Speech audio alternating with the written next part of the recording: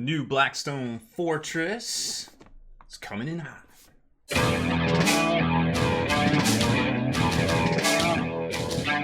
Spiky Bits. Welcome back, Hobby Maniacs. I'm Baer from SpikyBits.com, and we got the new edition or expansion of Blackstone Fortress here. Pretty exciting stuff. I haven't actually played this game since the starter set came out. That was fun, but man, sometimes it's just so daunting to get all the stuff together and get it all played. But if you have a great core group of gaming buddies, I can really see the appeal to this game here. So this is the newest edition, maybe the last edition. It's hard to say because the climatic battle is basically against Malik's dude. So I don't know.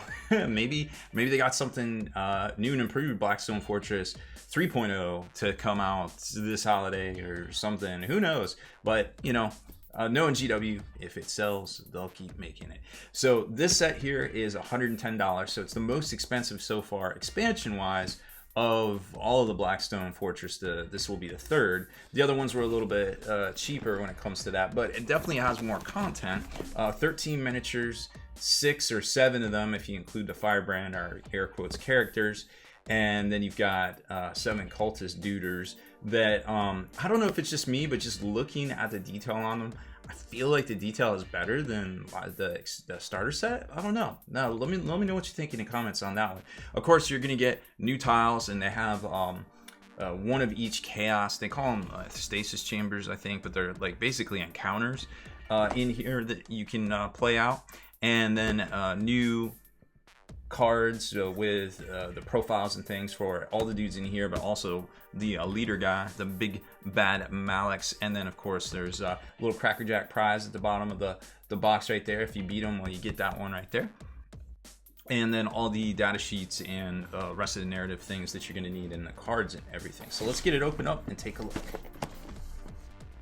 So the box itself is pretty well laid out. I mean, your stuff's kind of shrink wrapped together, so you can get your books all shrink wrapped together. The big three, the Exploration, the Escalation, and the data sheets for Warhammer 40K. Your instruction manual on how to put them together, but a lot of these are ETB. The ones that come in the board game that you can actually find in stores right now. I think it's called Combat Arena, are right up here.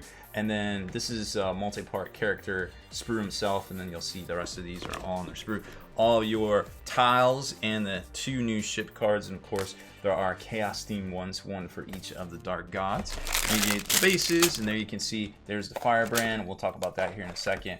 All your different sprues, your crackerjack prize bin, your hey, I can't beat this, let me put it on hold right now for the next sesh, and then all of your data cards and things. Oh, and right up, nope, not right there. Right here is the rest of the cards you're going to need to play all your resource shrine, chamber, and mortis cards. So model wise, a lot of folks may want these either of the combat game so they can play them in Warhammer 40K, or maybe just something different because you could use that as a tech priest or a servitor. Well, there's your servitor right there.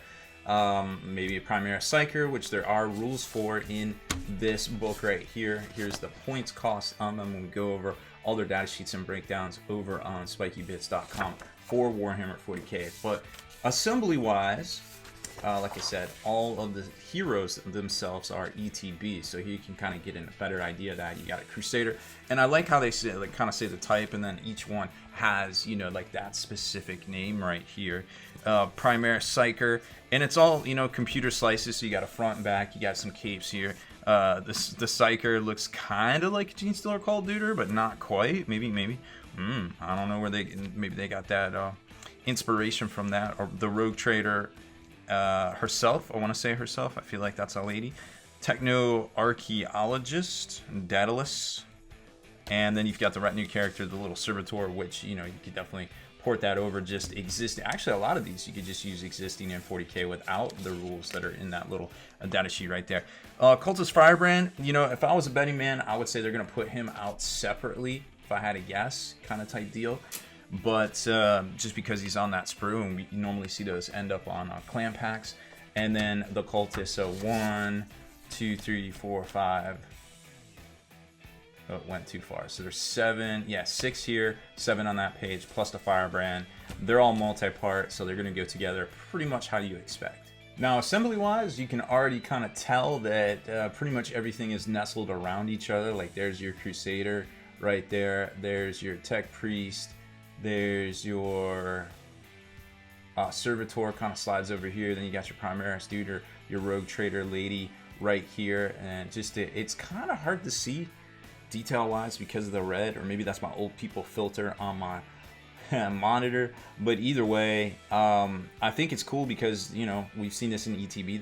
They're colored, so it's no thing. You almost feel less pressure to get it on the table and paint it before you play. So it's like, oh, okay, it's already kind of painted. But you can always go back, and there's definitely the details there. We'll put these together and kind of show you what we think of them here in a minute. And then the Cultist sprue. It's a larger sprue, you know, your half sprue, your standard half sprue. So not unlike what we saw with the starter set. However, this is a kind of a self-contained sprue type deal, which, you know, we may see this as a separate set in the future as well. They are kind of ETB-ish now that I look at it, because they have these slots and everything, but it is that multi-part plastic, non-colored stuff that we've come to expect in the past. So no idea exactly how well these go together, and I think we'll just probably put maybe the coolest one together here in a second. And then the Firebrand, we already showed you that one too. Again, it's a bunch of computer slices, and Lord only knows what they have in store for this guy as far as 40K. So if I was a betting man, I would say, maybe look for some sort of Renegade release in the near future-ish, asterisk, salt, all the things heaped on top. But they don't do this for no reason. This guy will definitely be making a separate appearance as a very much, you know, desired release miniature at some point in the near future. And in reverse order, we'll start with the Firebrand right here. Now, confession time, these are just pushed together. There is no glue involved right here, just so you can kind of see how easy it is. There's seams right there, so you're going to want to use some Vallejo plastic putty. There's probably a link in the comments below on where to scoop that up. Or you can just use liquid glue, plastic glue, Tester's plastic glue, Tamiya super thin glue, all that stuff would work. There's links below in the comments for all of that. And then you can see right there along inside of there, and then the head kind of is a different piece that sockets over, kind of like a key on top of like a hole or something, just sitting it there. But or like a post, I guess there's like a whole system there. Now the miniature itself, pretty well detailed. I mean, there's literally skulls for days, like all over this thing on the front. Lots of detail. You're gonna spend some time painting these up, you know. Definitely if you've painted up any Shadespire or Night Vault or the soon to be Beastgrave miniatures, well, you already have an idea what you're gonna expect. Now size wise, well, he's chunky. He's about a Primaris size right there, which is kind of crazy when you think about it. It's just a duder, or he's not even a cultist like Sergeant. I don't think I've got that one together here. Nope, this is just a normal cultist duder, which I thought was pretty cool. Now he is on a 25mm base, but these just seem to be way more posable and way more cool looking than the ones that came in the starter set. Now correct me if I'm wrong, but that's just how I feel. Again, just push fit together, so you're going to see a lot of the gapping right there. So just to get an idea, you're going to want to use some very thin glue, or of course plastic putty or Vallejo plastic putty. But right here, I would just use thin glue because it'll fill it right up, and that's how it compares to a guardsman. So right on par with a guardsman. Now Forge will run a little bit smaller. Now when it comes to the heroes, they are all on 32mm bases. So we'll start out with the Tech Priest man. Again, it's crazy. Like, there is so much detail on these. And you can see the seams going up and down the side right there, and then the backpacks, and even little scope thing on the end of his omnidirectional viewport finder, whatever you want to call it, I forget. Pretty dope still. But man, there's just so much detail on these guys. So it's definitely one of those models you want to get a quick dry brush on, just so you can see everything before you start to dive in with some actual paint work. And of course, again, I'm not going to say it, I swear, but fill your gaps, because there's a lot of gaps on these when you just push them together. So use some good glue and be good. And then here's the Tech Priest, or the Servitor rather. This guy has some interesting rules in the Blackstone Fortress game itself, but he's very much bigger than the old school Servitors of yesteryear. And yes, he does have a grab gun on the back there, which is kind of neat to see. So there's how he compares to a guardsman, just to give you an idea. He is on a 32 and a Space Marine. So, pew, pew, pew. Very, very big. Then the Rogue Trader.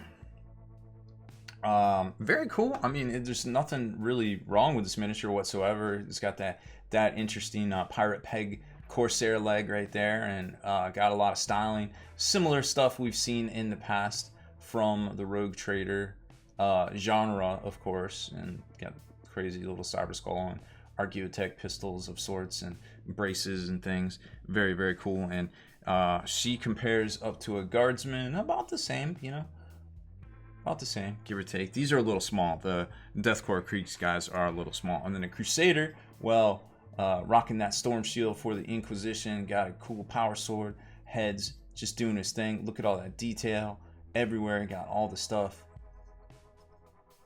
And right there you can see the shot of where the seams are. Now, how does he compare to a Primaris Space Marine? Well, a little bit short. It's a little bit short for a Crusader Stormtrooper, but still pretty cool because we've only been graced with those Peter miniatures for so many years. And then last but certainly not least, very nifty Primaris Psyker here. Now, we haven't had a new Primaris or even an Astropath model in like forever.